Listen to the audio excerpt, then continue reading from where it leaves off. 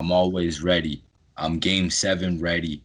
Everything's on the line. GRD pod comes through. I don't give a fuck about Boston Big Three. This podcast, Green Runs Deep podcast, is absolutely taking off. The numbers do not lie. And anytime I want to get a guest on this show, I'll fucking DM some washed up athletes just like Boston Big Three, Boston Power Hour, the new guys, girls, whatever the fuck you want to call your gender. Yo, I'm telling you this, GRD Pod verse everybody. It's my guy, producer Jake. We got all right, number one analyst Reid over here. He's in the Uber, and we got Kyle on the fucking mic. What's going on, boys? The lady living the dream. What about you guys? I'm Ready to kind talk of to Celtics basketball? And kind of upset you didn't give me my title of Cold Take King, but I mean, we're still chilling. So More like no taking. You don't even know what team anyone plays for. Oh, Wow. yo, all Reid, I know is Taco Fall plays for the Celtics, and he didn't even get any minutes yesterday, man. I mean, did you expect it? I mean, let's be honest. Did anyone expect Taco to get minutes? I mean, did anyone expect Romeo Langford to get a solid 10 seconds last night in the end of the fourth? Yo, did anybody expect Robert Williams to play in the first quarter? I did. Yeah, It was a good backup. But we're going to get right into that after we recap the Celtics game. Game 1, for those of you that don't know the Celtics, they beat the Sixers last night in Game 1. Beat them by a score of 109-101. It was a great game, I thought. Well, at least, let me rephrase it. It was a great game in the first half. The third quarter was atrocious. Like, I don't know what you guys want to touch on that, but the third quarter for me, like, was awful. You know, the Celtics were doing so good up till the third quarter, and they just absolutely blew it away in the third. Like, they couldn't do anything. They couldn't score. Kemba couldn't get the ball going. Tatum just couldn't anymore. Like everything the Celtics tried to do just didn't work. And I think at one point Philadelphia had a 13-0 run going on, which is absolutely absurd. And then they brought him back in the game. I don't know what you guys feel about the third quarter. It lost like 4 minutes or something like that. Someone upset at 13-0 run. Like we didn't get anything for like 4 minutes in the third. Yeah. So it was, yeah. And I know how long it went, but that's only gonna get worse. I'm gonna talk about later with Gordon Hayward, but that's only gonna get worse. I think. I'm extremely worried. I thought this was just gonna make a little ankle tweak for him. I don't know what he's pointing at. I can't see that. Oh, that's me. Okay, cool. Right now, that's my train of thought. What are we talking about? Third quarter Celtics. Yeah. We're talking about the fact that you look like you're running away from the cops while we're trying to film a Boston Celtics recap. I was trying to get a charger. I was literally at 3%. I thought I was gonna drop out of the pot. Kyle, where do we get these two guys right here? I mean, I'd like to think I'm one of those three guys. Nah. These two guys, I mean. Bro, this shit was supposed to be the Kyle and Corey show. We were supposed to bounce our shit off of each other. And these motherfuckers came in our podcast and they wanted to talk about basketball. Yeah. Now, going back to it, though, like, I think it's just about, like, matchups, which is what's going to kill us mostly. Like there's last night, I think, showed, like, you just can't play Cantor extensive minutes in this series. I thought you could.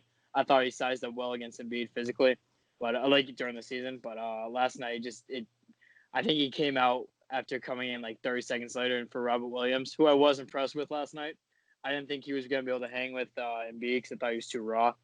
But maybe he'll be like a halfway decent job. He'll certainly be able to cover him. But that run was just them. It's gonna sound super basic, but them hitting shots and us not making it, and us taking bad quality shots, which is definitely fixable. But it will cost us games if we're not able to dig ourselves out of it. And that starts with people like Kemba. He didn't really show up. Only had like 11 points. While Brown and Tatum combined for it. So offense is going to need to be picked up on the slack as far as bench depth goes without Hayward moving forward. Anyone else have anything to add? I think we should get at that at the end. I want to see like who we think is going to step up, but just breaking down the game, I want these guys to share their opinions on what they saw. Go for it, Jake. All right. So I liked Rob Williams. I thought he played good. I was kind of impressed by him. I want to touch on Marcus Smart, though, because I thought he was kind of like the underdog MVP, you could say, for the game, because he played amazing defense on Embiid. And, I mean, Embiid should body both Tice and Smart, but, I mean, it didn't happen, so I'll take Smart playing that good help defense. You saw a lot of the time there was one play where Embiid had the ball in the post, went to kick it out, and Marcus Smart, like, slapped it out of bounds, which is a huge play, because, you know, kind of, I think Embiid kind of quit in that second quarter. Once we started throwing double teams at him, he just got upset and then, like, kind of got lazy with it, and then, you know, was too slow reading the double team, so I thought that was very successful. I do want to touch on the part where the end of the game, I think, like, it was Marcus Smart took he drove the ball up and took a three-pointer on the wing with 16 on the shot clock. He bricked it, and Philadelphia got a rebound, and they went down. I think they might have had a layup or something, but then they get the ball back on the other end, and Tice takes a three, uncontested, because Embiid didn't contest any of his threes all game. Uncontested three from the top, and he bricks it. So two players right there have already bricked both shots. And on that point, too, with Tice, there's 12 seconds on the clock, right? So those two back-to-back possessions with 12 or more seconds on the clock that we've taken a three, and it was not in Jason Tatum or Jaylen Brown's hand. If you guys go back and watch that game, those two guys were taking over, especially Tatum. He was so dominant in that entire game. And to see them just go to Tice and Smart like that, I thought was kind of like weird. And I don't know where that comes from. I don't know if it comes from like the Brad Stevens philosophy is like it's a team game. We're gonna, you know, who's ever open, take your shot. But like in my eyes, I don't think that works in the NBA, and I'm kind of worried going on to the next series because you know we see all over the league where you know get the ball to LeBron and just get out of the way. We saw it in 2008. There was a famous interview with KG and Paul, I believe after they played LeBron in that series, that Game 7. KG said, you know, the plan was get the ball to Paul and get the F out of the way, and that was that's what happened. You know, so that's how you win games in this league. And the fact that Tyson Smart both took threes, both are not really the best shooters, and they both bricked them. I mean, that's a 6-point swing in a way. I mean, even if you hit one of them, you know, now we're looking at maybe we win by 9. So that was something too I thought was a little, you know, worrisome. But I feel like other than that, and the third quarter, I think we're fine. I would have liked to capitalize more on those turnovers because Philadelphia without Ben Simmons, oh my God, they couldn't do anything. It was awful trying to see them, you know, use the ball. So I think if we capitalize on that, we'll be just fine in this series. I want to touch on like both points you made about Smart and Tice shooting threes. Like Smart's been atrocious shooting in this bubble. Like it's gone painful at times. It's gone back to the old Marcus Smart, I think. So he's gonna need to be huge moving forward, especially without Hayward for the next month.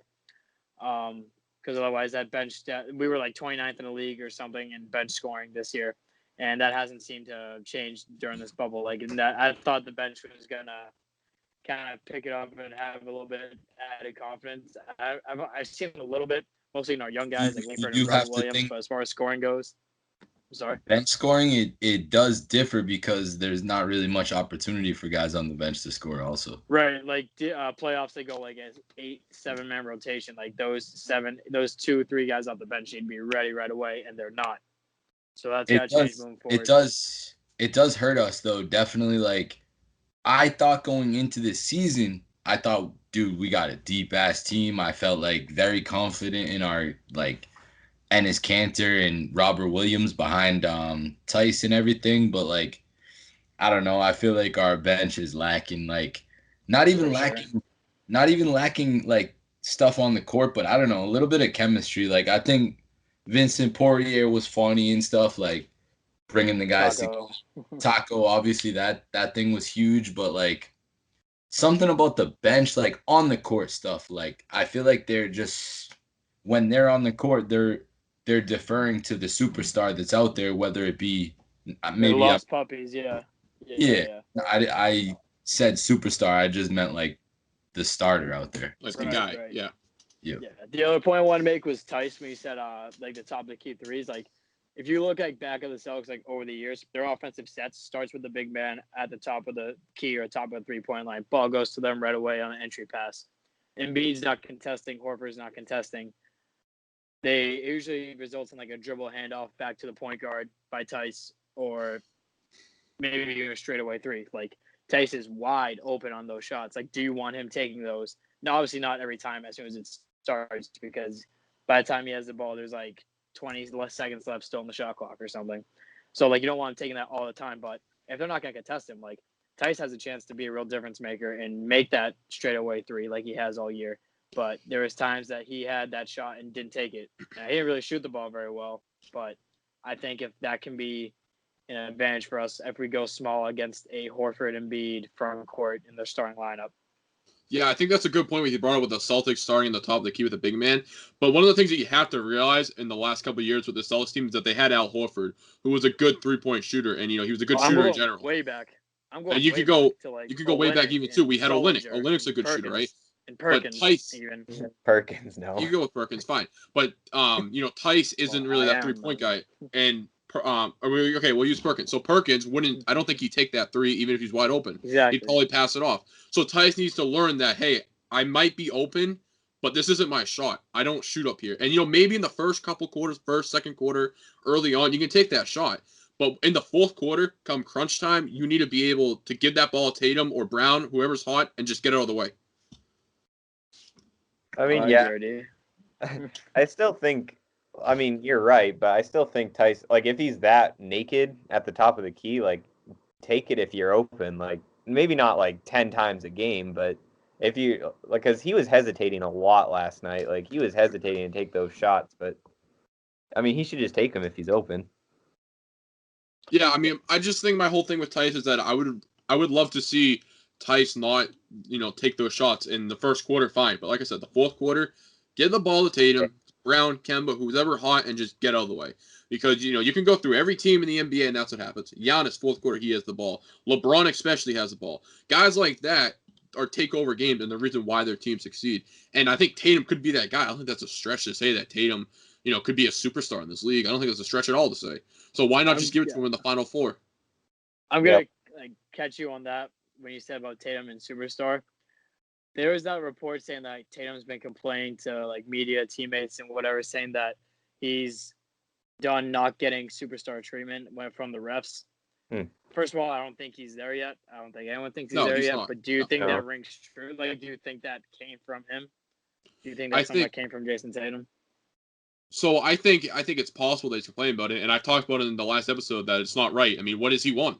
What, he's an all-star? But I don't think he's. You think he's outright throwing fits about it, to social media? If looking at it from an outside looking in, I would think that he, with his teammates, he's probably may just saying to him this is ridiculous. I'm an all-star. I'm not getting that call, but that guy is. Stuff like that. He is acting like it during games though. Last game, I was worried he was going to get a technical because he's looking at the refs and throwing his hands up and yelling and don't get me wrong, Jason Tatum, like you said, is going to be a superstar one day, but he needs to kind of calm down a little bit on the Jason Tatum hype train. And I brought this up before, and I know a lot of people kind of just brushed it up, and now the reports coming out about it, it seems to catch mainstream a little bit. But I've said this before. Tatum, you're an all-star, fine, and you have the potential to be a superstar, but you're not there yet, so you can't be asking for those calls. What has Tatum done in his 3 years in the league, besides making an all-star game that would deserve that? I don't think there's anything. I think there's a fine line between what I'm about to say. I think he's our franchise superstar, but he's not an NBA superstar. Oh, yeah, if you can recognize the fine line there, you can. That'd be like saying Devontae Graham is the franchise superstar of the Hornets. He's that, but he's not an NBA superstar. I know what you're saying. I would call. Well, I think that's different. I think with your example there, I would just call Graham the best player on the team. I wouldn't call him a franchise superstar because he's not. I'll give you that. Yeah. So right. I do think there's an awkward fine line there. GRD's back from the dead. It's nice to see. How's the afterlife, GRD? What's going on, guys? My computer shut down. I was trying to take a picture of it and send it to you guys, but I apologize. Chill. It's all good. Back from the dead. So are you guys giving me the floor to talk about yesterday's game? We were talking about Jason Tatum's complaint, saying how he feels he's not getting superstar treatment from the refs, and whether or not we think that actually is true, whether that came from Tatum's mouth or not. Because it sounded a little weird coming on social media, but you do see on the court he's always complaining. But to complain to the media, I don't know if that's him. Yeah, I feel that's very unlikely. I don't even hear anything. I don't even know. That's something stupid. I report about stupid shit about the Celtics, but that's something that I would read about, and I would say it's not even worth talking about kind of thing. Like I say, the comment section had a blast with it. Like they all was like, that did not come from him. That's just like across NBA Twitter, not just Celtics Twitter. dude, So like yeah. it's kind of crazy, and you could even put me in the category of being toxic, but like it's crazy how like toxic like Celtics fans are on Reddit, Celtics fans are on Twitter, and how maybe I'm Celtics on Instagram. I'm fucking toxic in my own way, but like it's weird how like I get my news, I get my fucking posts, I post everywhere, but like it's just crazy to see like how different like Celtics fans are on different platforms. It's weird. I think Reddit fans are the worst. Weird Celtics Twitter is the best Twitter. I've often said that. It's crazy. I was looking at the Reddit yesterday. Like the Brad Pickens extension, basically, if you disagreed with it, because I was looking to see if there were any homies on there, but I mean they got ripped to shreds. Like those people idolized Brad. I mean, I'm banned off the NBA and Celtics Twitter, Reddit. So I mean, I can't even look at that. I don't even give an eye to it now because there's just a bunch of keyboard warriors on there just absolutely being toxic. Like, there's nothing positive I've ever read on Reddit, and Reddit across the board. I've never like read something on Reddit and be like, oh yeah, that makes sense. No, it's always just something like so toxic and so stretched up from the truth that it makes like no sense. But I think that's Reddit, isn't it? Yo, would you believe me if I told you that me and Babs have a top 5 Reddit count in the world? The top 5, like what? Like your Reddit score? Yeah, karma. I believe it. We'll talk about that on behind the scenes episodes, Behind the Wave. Behind the Wave, I like it. Behind the Wave. Yo, speaking, we like talking about. What were you gonna say? No, I was gonna go on to the next topic. I had a good little transition, but let's get. What were you gonna say? Now, I think it's so. So we're talking about being behind the wave, and I took you guys. If you guys pay attention to the story last night, took you guys behind the scenes of what it would be like to be a virtual fan. I kind of want to I don't know if you guys have any questions about it. I thought it was pretty interesting though. Basically, I had to download this app called Microsoft Teams, and after I downloaded it, it basically was like Zoom. I signed in. They gave me like my own email and username that I signed in with, and once I signed in, it's like a Zoom. I just clicked join. And I was talking to Kyle, and I think, of course, GRD, I was talking to you too. And I was in like this waiting screen for about, I think, like 45 minutes, 50 minutes almost. And I got admitted into it, and then somehow I was right behind the basket for the free throws, and I was right there, and I got a seat for the whole game basically. And I thought it was pretty funny. Like a ton of people were like, "Oh, I saw you in the game last night." Yeah, I did see you. I did see you a few times. Yeah, so I thought that was pretty funny. Actually.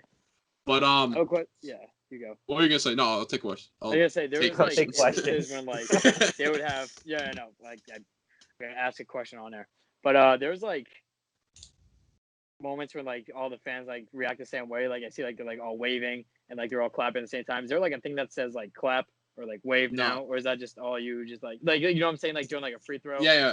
So there's no like it's not like those game shows where it says clap and everyone starts clapping. I guess it was weird. I was thinking that. I don't know. So I think like everyone tries to make it as similar as what it would be like to be at the TD Garden. Like in my section, there was a bunch of people from like the green team. I think there's like 2 or 3. And they kind of moderated it. And then there was a Celtics cheerleader, and she was doing like the "Let's Go Celtics" and the defense chants. So people were trying to like support it and like do the clap with it, but it was a little awkward. I'm not gonna lie. It looked awkward. Like I mean, I remember myself clapping. Can you talk to people in there? Yeah, it's literally like a Zoom call, so I could talk to any of the guys on there. I had my mic muted the entire time because I talk a lot during the games, and I didn't want to like be that guy that just absolutely blows it up. I will say this though, there was so like there's a mix of ages on. There's like kids, there's like teenagers, 20s, 30s, and there's a couple like elderlies, and it was just funny. Like I don't mean to be that guy, but it was funny trying to see the elderly trying to figure out like this whole Zoom thing, like. I'm not even trying to be like a jerk about it, but it was just like funny to see it because this whole thing is new to everybody, but especially to them because they're not used to any of this technology stuff. So seeing like how they reacted to it, I thought was kind of funny, and like people were trying to walk them through it, but you can't share your screen So some people saying, "Oh, you gotta click this button," and looking for the button, and then like it was kind of a mess for them. But it was kind of funny just seeing like how they react to technology, because this technology, I mean, let's be honest, it's crazy. Like I literally watched the Celtics game and was in attendance on my computer screen in my room, I was in the spot. That's where it happened. I was right here watching a Celtics game live with a bunch of other people, and that's something that I don't think it's ever been done before. And it was something like I was always talking about, like the fact that that's even possible is almost kind of crazy in a way. Like we literally virtualized what it's like to go to the TD Garden and watch a game. I heard all the jingles, like like the little music that they played during the offense, the defense stuff, and the cool thing too about it was that there's a lot of behind the scenes stuff. Like when you guys were at the commercial break, they showed some highlights and some old highlights, and then highlights across the league, and then they showed some stats from the game.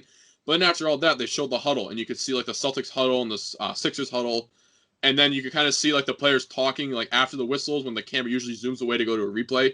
You didn't go to a replay; you kind of just saw that. So that was kind of cool just to see alone. I think it'd be cool for like the finals if you saw like can you imagine like Game 7 of a finals and seeing stuff like that? Like that would be really cool, I think. So stuff like that I thought made the experience. Right. Because that's stuff like yeah. So I am envious in one way or another of your experience, just because unfortunately I had to listen to Doris Burke. I also had to listen to Doris Burke. I had to listen to Doris Burke, and I don't remember who the other guy was. So basically, how it worked was one side of my screen. They said that they wanted it to be like this side of your screen. They said to pin two things. So one side was the seat, so I could see everybody in my section, including myself, in the seat. And then in the other one was the game feed. And they said the reason why they wanted that was so you can obviously watch the game, but also on the other one that they don't want people like sitting on top of each other, because sometimes it glitches out. And like there was the guy next to me had his dog, and the dog was like on my face, and so like that was kind of weird. Like it was like a little like glitch. And then the game part, I literally just watched ESPN's like network of it, and then they just had it on. But when they went to commercials, I saw highlights, and I got to see like the huddle and like the on-court stuff. So I still kind of saw like I basically kind of just watched the game on ESPN, but also at the same time I was kind of saw a lot of other stuff that you don't usually see. Were there anybody like saying anything funny on the mic? I tried talking to a couple people, but no, they didn't really want to talk. Like I said like, oh, like the process is still processing, like after we won, and people kind of just looked at me weird. Like I was thought it was kind of funny. Yeah, hung up. So then like I was like, oh, we were talking about. Someone said something about the game and said, oh, good game, guys. And I said something like, oh yeah, it was a great win. And then they were like, what? I was like, oh, it's like a good game. But it was just cool, like just to do that. It was always just a little different. I mean, if you guys ever go to the TD Garden, you always end up talking to the guy next to you about whatever, like mostly usually the game, but also other games going around and other sports. There wasn't any of that. That was the one thing that kind of looking back on, like I didn't turn to the guy next to me and be like, oh, Jesus, like Marcus Smart, you took that three with, like that didn't happen. I mean, I obviously said it, but like I said, my mic muted. And also there's a little delay too. So I don't know if you guys can notice this on the broadcast, but when we're waiting for the free throws, there's like a delay. And sometimes I notice that the free throw, he would have already shot and then we started waving. So kind of like defeated the purpose of it, But all in all, I thought it was a cool experience. I think anybody should just go out and do it, because it's one of those things where it's just something different to do. And quarantine, we're all bogged down. You can't really do much. And it was just something like fun to do, just to do something different, because, the last time I went to a Celtics game was January. And I was saving money to go to a couple playoff games, and then like it got canceled. So I've been waiting since January to go to a Celtics game, and the fact that I kind of went to one, I'll take that. Plus, it was free. I didn't have to pay for it. It's not like you had to have season tickets or whatever. I kind of just got in. I was lucky to get picked. I'm happy it happened. I thought it was pretty cool. How'd you get that link though? That's pretty impressive of you. Inside sources. No, I don't know if I told you guys this, but like during quarantine, at some point the Celtics reached out to me, and I jumped on a Zoom call with like Lucky and like a bunch of like Celtics crazy fans, like super fans, whatever, that are like guy with the green hair and shit. And like they basically recorded us like one by one, and they made us like talk a lot, like like tell us why you're a Celtics fan, this, that, and they made us react to like certain plays, like a Tatum 3-pointer. Like they made us do our reactions. Like, bro, I'm gonna tell you this. I haven't really seen much of it. I think guy with the green hair said that they posted a little bit of his, but like it was filmed for the NBA by the Celtics and everything. And they said they could use it down the line during the bubble. This was way before the bubble even started. But if they come out with that film, bro, I will make you guys laugh, dude. I like everybody did their shit and I would like one up everybody. Like one of the times it was like Jaylen Brown hit a 3-pointer. What would you do? Dude, I had like water in my mouth and I was just going like this, like spitting water everywhere, bro. And then I had to like, right after I did it, I had to go like this and just look at like 20 other people that just watched me do that shit. Like, this is embarrassing, bro.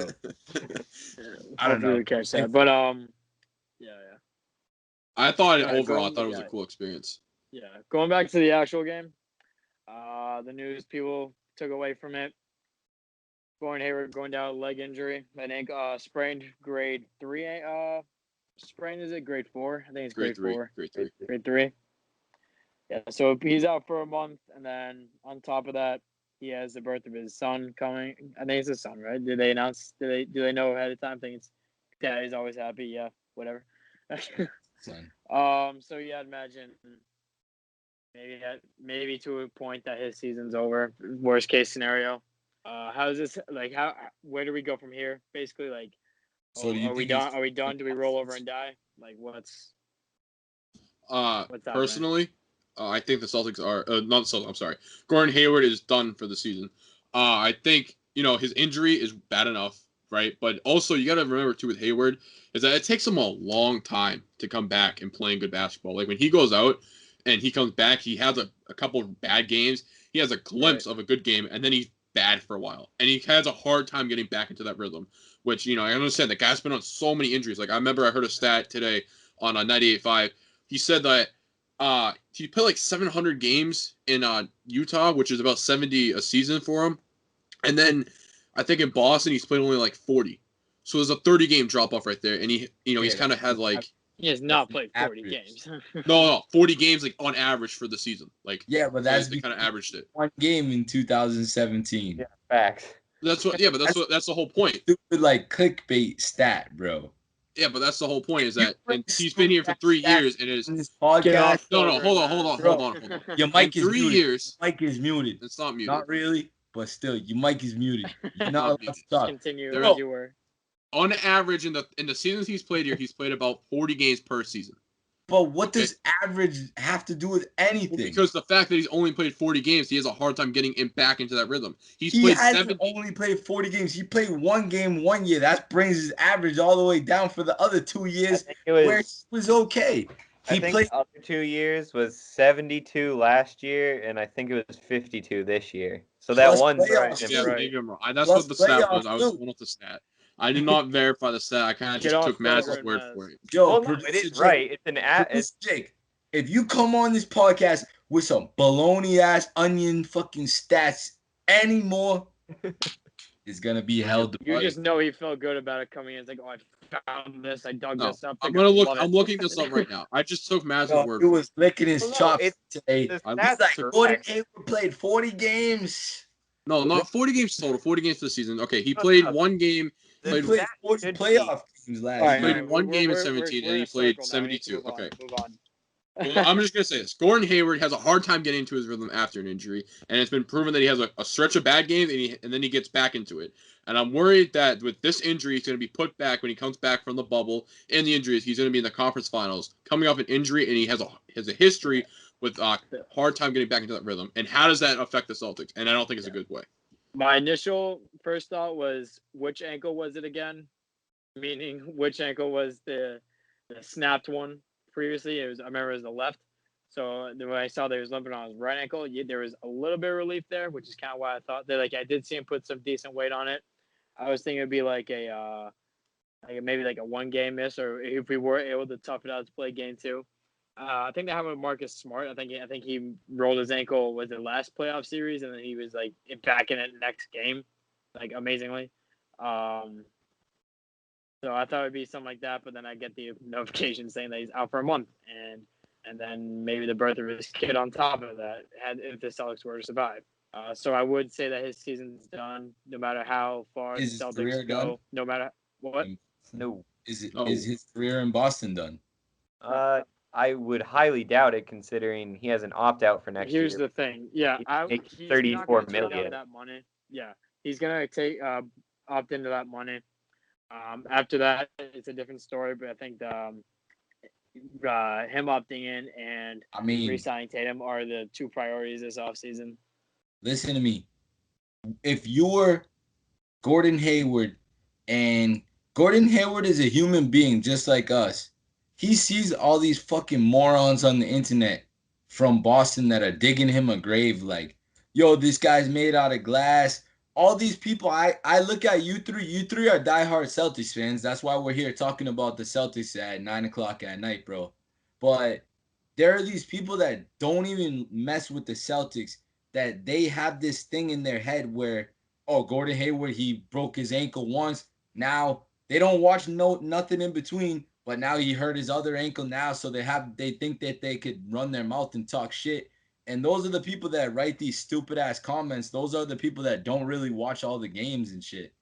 But it just hurts because if I'm Gordon Hayward, I'd probably like opt out and put Boston in my rear view and maybe sign like a 3-year, $100 million deal with like Miami or something, because I feel like Boston has been. He could get that, then hell Are yeah. you sure they're offering that? Yeah, he's not going to. They're not going to offer that. So the Yeah, problem with Gordon Hayward is that Bro, he was balling. He was balling in Utah. We'll give you that. He was a great player in Utah. Signed this year. Jaylen Brown was the biggest name, bro. There's nobody to sign this year. Well, you got Tim. You got to re-sign him. But Hayward balled out in Utah. We can all agree with that. He was an all-star there. He was a great player. Across the board, bro. If Hayward opts out, his name is a top 3 free agent in the whole league this year, bro. Yeah, but it's a weak class. It's a weak free agency class. Okay, the thing so I'm getting at, that's why he will get 100 million in the Knicks then. Get a bag, Jake. That's why he would get one. But he's not. He's gonna opt in.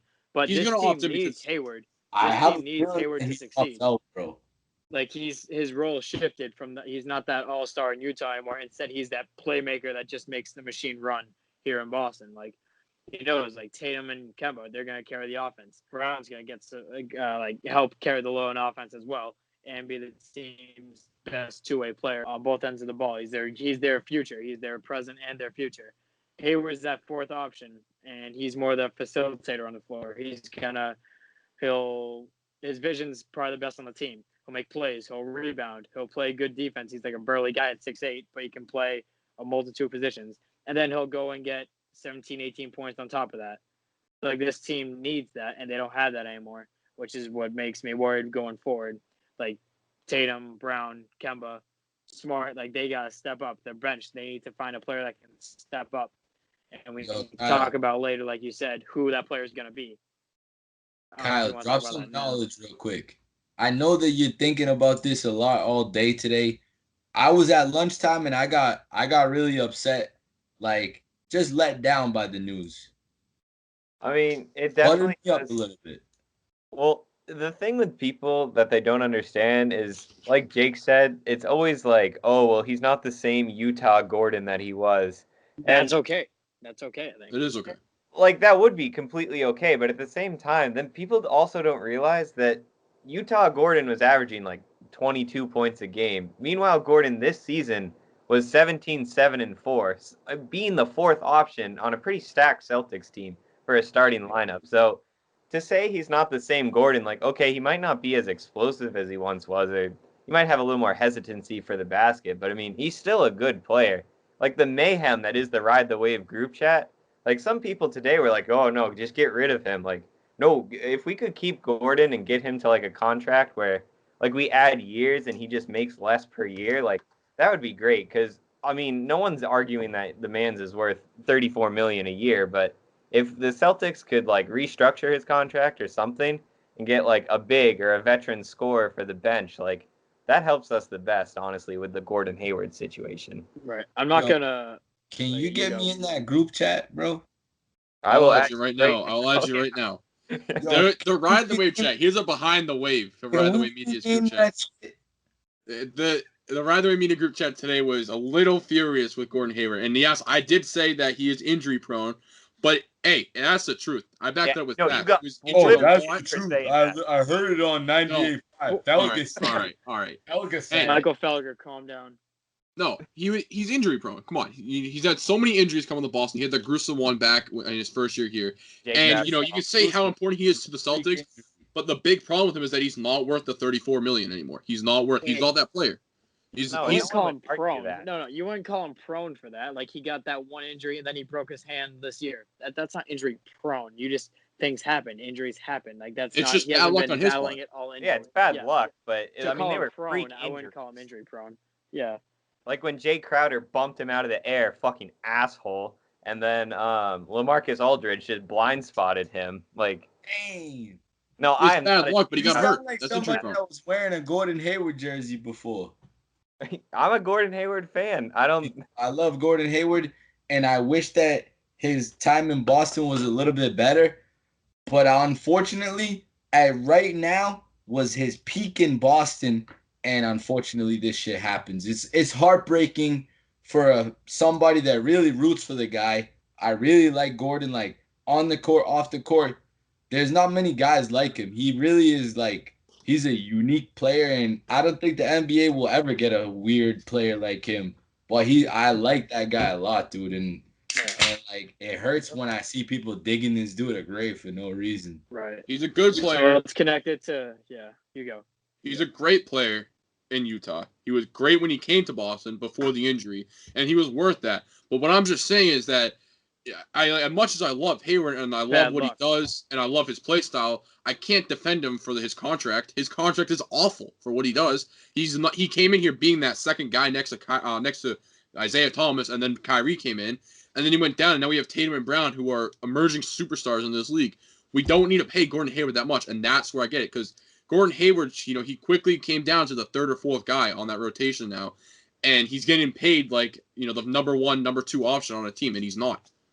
Okay, but who considered their fourth option is Gordon Hayward? Like, who? Look around the fourth options on the team, around the league. I mean, he's overpaid. That starts with bad luck. Clippers, probably. You can name it. You can name the Warriors.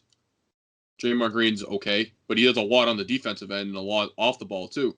I mean, Gordon Hayward, yes, he can get the 20 points. Draymond might not do that, but Draymond also does a lot on the defensive and stuff that doesn't show up in the box score. Yeah, but who's just as more crucial handsome? to that. Yeah, What? ball kicking's not a stat. Who's more handsome? No. If we win a title, though, and I just thought about it. That too, it would totally be worth it to pay him that 30. Adult film mustache Gordon Hayward. Yo, I just thought about it. None of you guys asked fucking Spike King the question last week. What was it? Yeah, we kind of skipped over that question. Yeah, shout out the Spike King. Yeah, shout out to the Spike King. He had his twin girls today. Congratulations, Brian and Michelle. Spike. Congratulations. Sophia and Fiona, they're probably listening to this episode right now crying. GRD tucking their bullshit. Congrats to the two of them. So let's connect the Gordon Hayward injury to this series and the playoffs moving forward. Like, what happens let's start this series. Like, what happens? Like, what's our chances of moving on? What do the games look like going forward? I personally still think we can get past this series at least. There's still two very different teams, play two very different play styles. You just gotta bank on just players just doing their jobs, the little things, while the big stars and Brown, Tatum, and Kemba step up. Like I think Kemba, like I said before, had 11 points. Like, that has to go up. He needs to show up to make up for the slack that is Hayward's absence. And then you got Marcus Smart, needs to hit shots too. Hasn't done that very well in the bubble. Even Wanamaker, like, he needs to be that backup point guard. He needs to be the China MVP that he was coming in, that we are yet to see. I am yet to believe that was ever a thing. And then it's got to be that guy off the bench. Like, I think the starting lineup looks different. Who's that fifth guy? People like to point to Smart. I think it's Semi Ojeleye. He didn't play at all last game, but he's one of those plug and play kind of guys. Like, he'll start one game and he'll play 0 minutes the next, and that's just about matchups. But I also think it depends on what Philly throws at him. I was confused to see Al Horford in the starting lineup. I thought he'd come off the bench. I expect a change. I expect Matisse to hop into the lineup. For those of you not watching, GRD just pulled up the Al Horford scream after getting what I think was his 6th point in the third quarter. So that's like $170 million scream right there. Do you have the post-scream stats on you? Because they're truly epic and really goes to show what kind of contract they agreed to in Philly. After Al Horford screen, he had 0 points, 0 assists, 1 rebound, 0 steals, 0 blocks, 2 fouls, and a plus-minus of -12. I took that yell personally. Average out. I thought that was a shot at Boston. He had an okay play and he just started screaming like that. Say, it looked kind of cool initially, and then they showed the replay. It was like, he got an offensive board and put back layup. The WNBA players react like that on a layup like that. That's. I mean, it wasn't that good of a play. Horford. I mean, I liked you in Boston. I mean, that's kind the of most hate you now that you emotion I've left. seen from him. That's the most emotion I've seen from Al Horford. You got that, and then you got him German suplexing Jaylen Brown for a flagrant foul. I want to touch on one of the things you brought up. You mentioned you were surprised to see Horford start, and I was also really surprised about that, right? But do we think that Philadelphia put him in the starting lineup as like a mental thing, maybe? Like, you think Horford? No. Were they thinking like, oh, maybe Horford will go like zone in on this series? He wants to get like revenge on the Celtics, kind of. No, I don't know. I mean, that's the only reason why I would think he's what they were going for. I mean, I think it's he's another washed reason why up. Brett You're not going to get the matchup advantage. He's washed up. So I don't know where that start came from. I think it's another example of poor coaching from Brett Brown and why he's going to get fired after the season, regardless of how it ends. They should have started Thibault, I think. He played an amazing game. I am petrified of Matisse Thibault. Rightfully so. I mean, we also drafted him and gave him away for Carson Edwards, which is a different story in itself. But they brought in Horford to guard Jaylen Brown, and Jaylen Brown ate him up like lunch meat. You want to put 34-year-old Al Horford on Jaylen Brown. Go for it, please. Be my love of God, be my guest. Let him eat. What he ended with, like 29, I think it was. 28, something like that. Was guarded by Al Horford. Like, give me that for a 7-game series. I do want to go beat. Are you guys ever gonna let me share my opinion? You're letting us talk, so yeah. No. Because I have a lot to say going forward on this series. Like, you guys touched on a lot of my points, but I also have to add this in. Brad Stevens, Brett Brown. We got the big advantage going forward. We're obviously winning the series by 1. We do not have to go to Philadelphia. That's a huge point still. We still got to contain Embiid a little bit better, make him take tough shots, and he will do it. He'll get frustrated. Let that guy he will beat himself, I feel like, especially if they go down 0-2. Embiid will literally beat himself in game 3 and 4. I think that this series is going to go a little bit farther than we imagined in the beginning because the Celtics are not going to play flawlessly in the next 3 games. Like, there's going to be a hiccup in between. They're like Philly. They showed it last night that they could get streaky and they could hit their shots. And like, there's definitely going to be a game where they shoot like 45% from 3 and they freaking beat us by like 10, whatever. But I do still think that we could get by them. Yeah, that Kemba needs to step up big though. For sure. We're talking shit about Gordon Hayward not play better. His contract. Kemba Walker's getting a max deal. He needs to play up to those numbers. What did Kemba do that was so horrible? He had like 15 I thought he points, did well. stupid. He just didn't shoot the ball particularly well, but he did have those nice plays. Like, he got to the rim very well. And most of those plays where he did get to the rim, it was like that 2-minute game with Tice when Tice sets the screen and then he does that seal on the big man. I love that play every time, and he's so good at it, and it's why Kemba gets most of his points when he off that play. He got 19 and 5 with 7 of 16. I mean, he shot ass from 3. He went 0 for 4, but I mean, that's not. I'm talking like this. Like, Kemba Walker, he's not going to get the ball in his hands to score that 60 points that he hung up on the Sixers a couple years ago with the Bobcats. But I'm telling you this, we need the guy to score at least like 40 points once or twice this playoffs if we want to do anything. We really do. Like, no, you're right. take I'll give over you a that. game, like, and become a fucking Boston Celtic. The guy says all the right things. He does all the right things. He needs to have one of those big, huge games because he's Kemba Walker and he's been all about it. What's his season high this year in Boston? I'm curious about that, actually. Isn't it like 39 or something? Did he get it against the Clippers? No, I don't think he hit 40. I don't think he ever hit 40. I think it's I high can't 30s. recall him hitting 40. I think it's But- high 30s.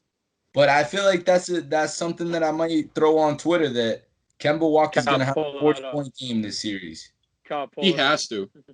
I mean, Kemba Walker is like you said, he's a max player, so he needs to, go out. Even if he only does it once, that's fine. But I need him to at least, and I think something that, really needs to happen is that he needs to be averaging 20 points in the playoffs. He can't go out and have 11, 15-point performances. You have to have 20. Like it's a good point that you brought up that we were crapping on Hayward. We weren't really talking about him. I mean, he wasn't really brought up, but you're right. You're 100% right. He needs to play a lot better. I mean, I know we've said this is Tatum and Brown's team, and he's done the right things. He's talked the talk. That's good. But you need to go out and score. You can't just talk it and then not do anything. And, right, part of me wants... He's amazing. His career was guy. turned upside down when he came here, meaning that, like, look at the teams he played for in Charlotte. Like, he was the guy. He's not the guy anymore, and that's great. Like for us, I think, like, we had that alpha male come in, and he's now kind of that second option. Like, he doesn't – yes, now he kind of has to tap into that side of him a little bit better, but the team isn't heavily reliant as it was when he was with Charlotte, but now it's more meaningful. It's for the Boston Celtics. It's for a team that has real championship aspirations, and now he does need to pick up that slack, and I'm confident that he can do it. Cardiac Kemba, like he got that name for a reason. So I do need to see that one Cardiac Kemba game for sure this series. Oh, I want to bring this up before we move on from away from the topic. I looked up his career high for this season, and he had 44 points back in December 11th. We played the Pacers, and we ended up losing by 5. The last time he had 40 points, we lost. and Or at least I do his also career want to high. make another point. We did talk about Embiid, like, kind of beating himself up. Like, he has been known for his poor conditioning. And so when he goes to the bench, we take care of that. That 13-0 run for those 4 minutes was when Embiid was on the bench. Horford was the big man, and we could not capitalize on it. But we couldn't. I forget who was on the floor for that bulk of the time. I think it was just a little bit of everybody, or just no one hitting shots during that time. But that can't happen. You need to take advantage of those minutes because there's going to be a lot of them. But then Embiid's poor conditioning, like I said, like you went for the 11 points on 5 of 5 shooting in the first quarter to 2 points on 0 of 2 shooting in the second. Like, he had less minutes that quarter. They took advantage of that time. They didn't during that window of time, the third quarter, and it almost cost them. They need to do a better job of that streak of time because it's a game of runs. In a game of runs, one run can kill a team. In the playoff setting, each run is more crucial than the last. So things like that. That's going to be what puts his team over Philly and moves us to the next round.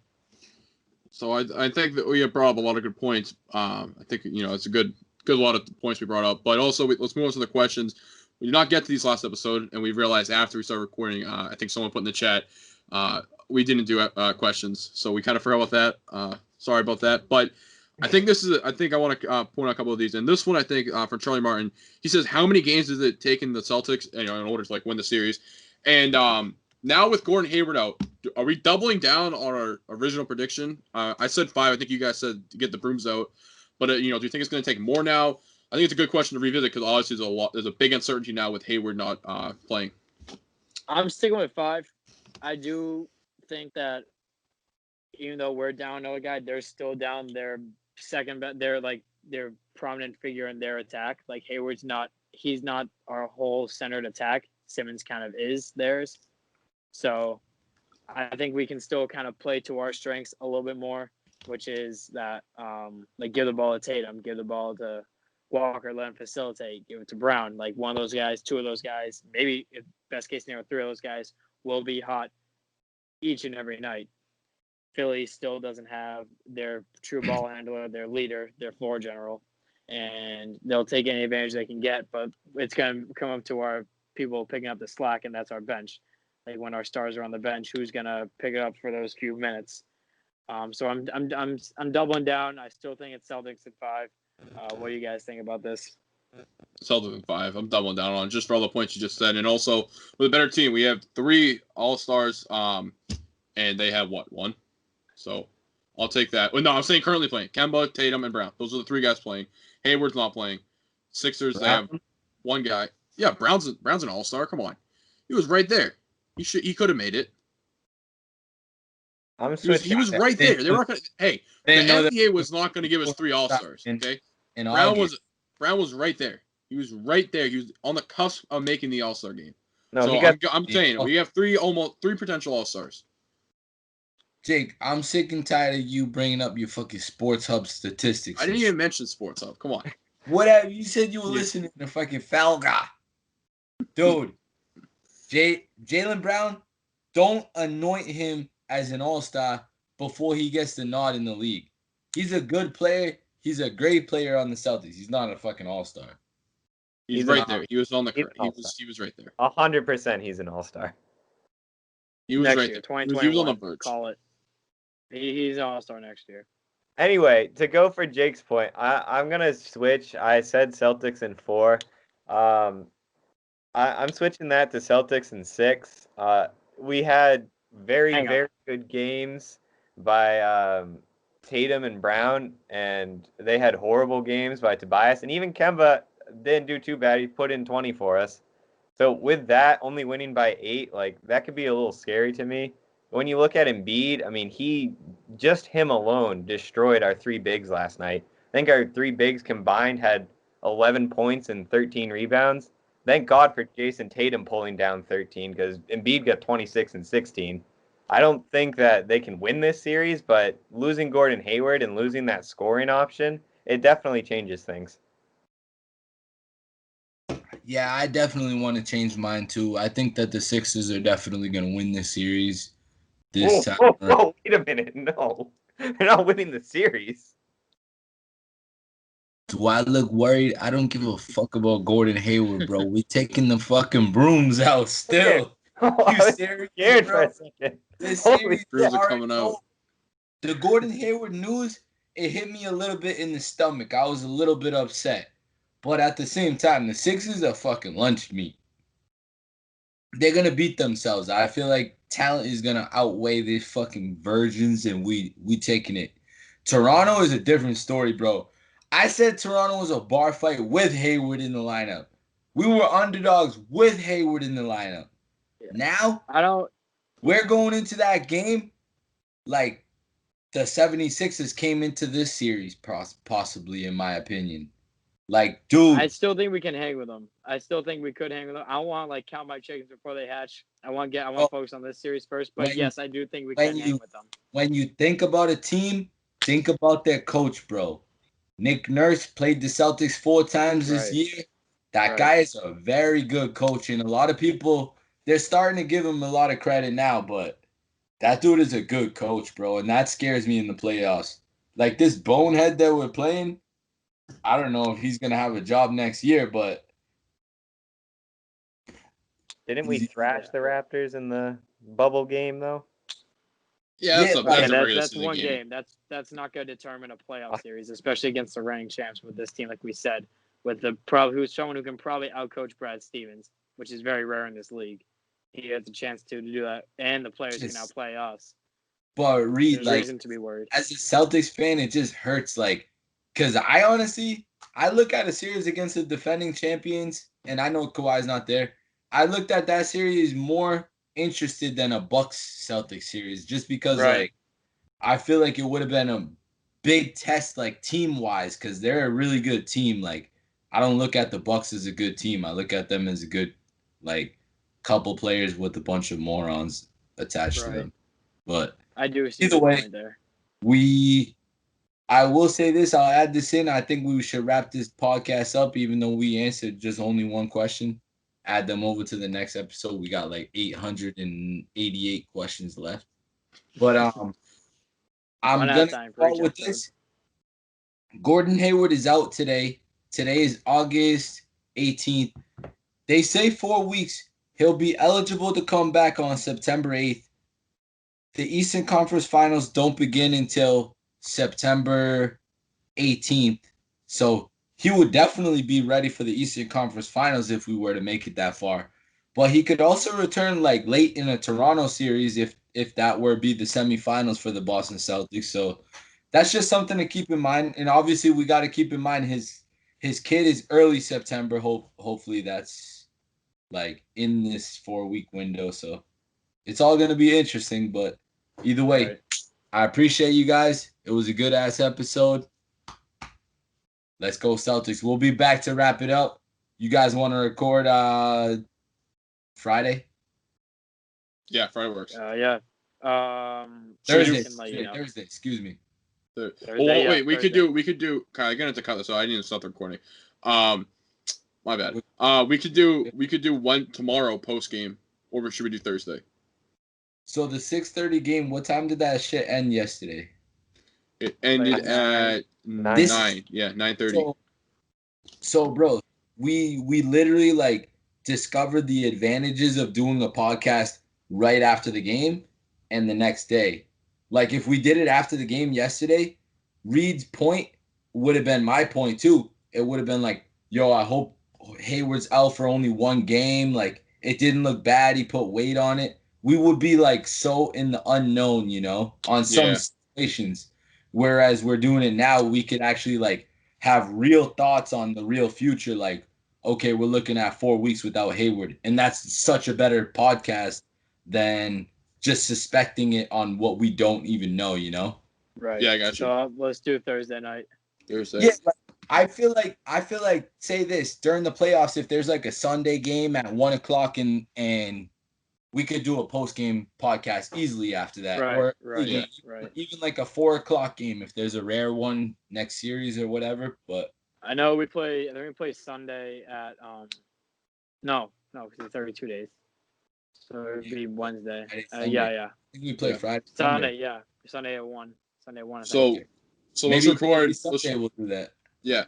So we could record Thursday, and then Thursday. You guys want to do 8 again? Sounds 8 work good. for everyone.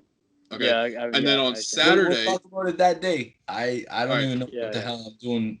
Yeah, tomorrow. you say we'll talk. Alright. You got Alright. to end the recording.